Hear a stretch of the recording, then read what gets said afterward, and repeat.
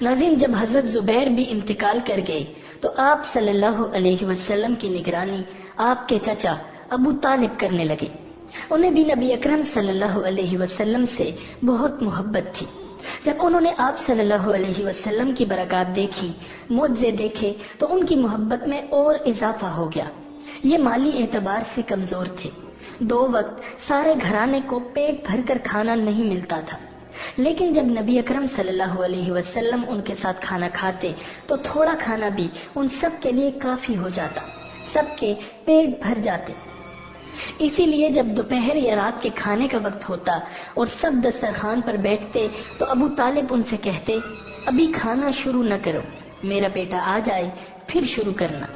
پھر آپ صلی اللہ علیہ وسلم تشریف لے آتے اور ان کے ساتھ بیٹھ جاتے۔ آپ صلی اللہ علیہ وسلم کی برکت اس طرح ظاہر ہوتی کہ سب کے سیر ہونے کے بعد بھی کھانا بچ جاتا۔ اگر دودھ ہوتا تو پہلے نبی اکرم صلی اللہ علیہ وسلم کو پینے کے لیے دیا جاتا، پھر ابو طالب کے بیٹے پیتے، یہاں تک کہ ایک ہی پیالے سے سب کے سب دودھ پی لیتے، خوب سیر ہو جاتے اور دودھ پھر بھی بچ جاتا۔ ناظرین، ابو طالب کے لیے ایک تکیہ رکھا رہتا تھا، وہ اس سے ٹیک لگا کر بیٹھتے تھے۔ رسول اللہ صلی اللہ علیہ وسلم تشریف لاتے تو آ کر سیدھے اس تکیے کے ساتھ بیٹھ جاتے۔ یہ دیکھ کر ابو طالب کہتے، میرے بیٹے کو اپنے بلند مرتبے کا احساس ہے۔ ناظرین، ایک بار مکہ میں قحط پڑ گیا، بارش بالکل نہ ہوئی۔ لوگ ایک دوسرے سے کہتے تھے، لات اور عزا سے بارش کی دعا کرو۔ کچھ کہتے تھے، تیسرے بڑے بت منات پر بھروسہ کرو۔ اسی دوران ایک بوڑھے نے کہا، تم حق اور سچائی سے بھاگ رہے ہو، تم میں ابراہیم علیہ السلام اور اسماعیل علیہ السلام کی نشانی موجود ہے، تم اسے چھوڑ کر غلط راستے پر کیوں جا رہے ہو؟ اس پر لوگوں نے اس سے کہا، کیا آپ کی مراد ابو طالب سے ہے؟ اس نے جواب میں کہا، ہاں، میں یہی کہنا چاہتا ہوں۔ اب سب لوگ ابو طالب کے گھر کی طرف چلے۔ وہاں پہنچ کر انہوں نے دروازے پر دستک دی تو ایک خوبصورت آدمی باہر آیا، اس نے تہبند لپیٹ رکھا تھا۔ سب لوگ اس کی طرف بڑھے اور بولے، اے ابو طالب، وادی میں قحط پڑا ہے، بچے بھوکے مر رہے ہیں، اس لیے آؤ اور ہمارے لیے بارش کی دعا کرو۔ چنانچہ ابو طالب باہر آئے، ان کے ساتھ رسول اللہ صلی اللہ علیہ وسلم بھی تھے۔ آپ ایسے لگ رہے تھے جیسے اندھیرے میں سورج نکل آیا ہو۔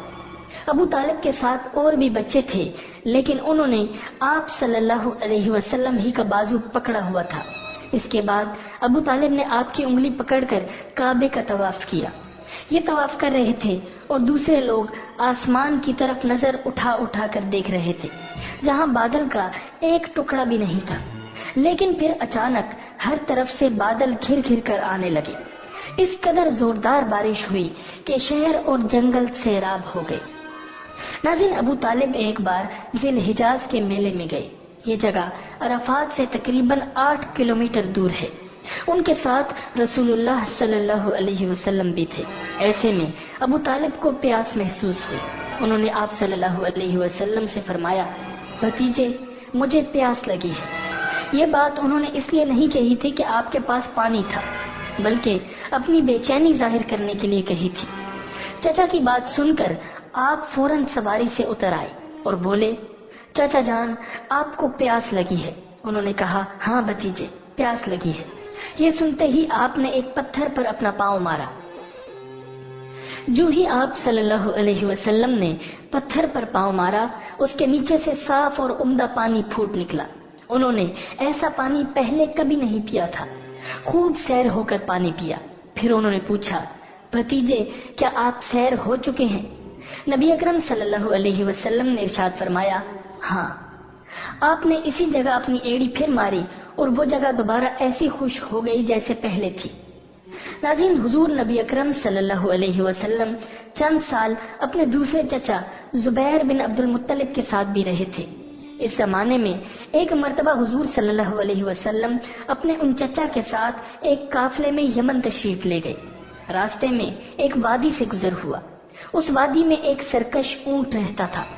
گزرنے والوں کا راستہ روک لیتا تھا، مگر جو ہی اس نے نبی اکرم صلی اللہ علیہ وسلم کو دیکھا تو فوراً بیٹھ گیا اور زمین سے اپنی چھاتی رگڑنے لگا۔ آپ صلی اللہ علیہ وسلم اپنے اونٹ سے اتر کر اس پر سوار ہو گئے۔ اب وہ اونٹ آپ کو لے کر چلا اور وادی کے پار تک لے گیا۔ اس کے بعد آپ نے اس اونٹ کو چھوڑ دیا۔ یہ قافلہ جب سفر سے واپس لوٹا تو ایک ایسی وادی سے اس کا گزر ہوا جو طوفانی پانی سے بھری ہوئی تھی۔ پانی موجیں مار رہا تھا۔ یہ دیکھ کر آپ صلی اللہ علیہ وسلم نے قافلے والوں سے فرمایا، میرے پیچھے پیچھے آؤ۔ پھر آپ اطمینان سے وادی میں داخل ہو گئے۔ باقی لوگ بھی آپ کے پیچھے تھے۔ اللہ رب العزت نے اپنی قدرت سے پانی خشک کر دیا اور آپ پورے قافلے کو لیے پار ہو گئے۔ قافلہ مکہ پہنچا تو لوگوں نے یہ حیرتناک واقعات بیان کیے۔ لوگ سن کر بول اٹھے، اس لڑکے کی تو کچھ شان ہی نرالی ہے۔ ناظرین، ابن ہشام لکھتے ہیں، بنو لہب کا ایک شخص بہت بڑا قیافہ شناس تھا، یعنی لوگوں کی شکل و صورت دیکھ کر ان کے حالات اور مستقبل کے بارے میں اندازہ لگایا کرتا تھا۔ مکہ آتا تو لوگ اپنے بچوں کو اس کے پاس لاتے، وہ انہیں دیکھ دیکھ کر ان کے بارے میں بتاتا تھا۔ ایک بار یہ آیا تو ابو طالب آپ کو بھی اس کے پاس لے گئے۔ اس وقت آپ ابھی 9 عمر لڑکے ہی تھے۔ قیافہ شناس نے آپ کو ایک نظر دیکھا، پھر دوسرے بچوں کو دیکھنے لگا۔ فارغ ہونے کے بعد اس نے کہا، اس لڑکے کو میرے پاس لاؤ۔ ابو طالب نے یہ بات محسوس کر لی تھی کہ قیافہ شناس نے ان کے بھتیجے کو عجیب نظروں سے دیکھا ہے، لہٰذا وہ آپ صلی اللہ علیہ وسلم کو لے کر وہاں سے نکل آئے تھے۔ جب قیافہ شناس کو معلوم ہوا کہ آپ وہاں موجود نہیں ہیں تو وہ چیخنے لگا، تمہارا برا ہو، اس لڑکے کو میرے پاس لاؤ جسے میں نے ابھی دیکھا ہے۔ اللہ کی قسم وہ بڑی شان والا ہے۔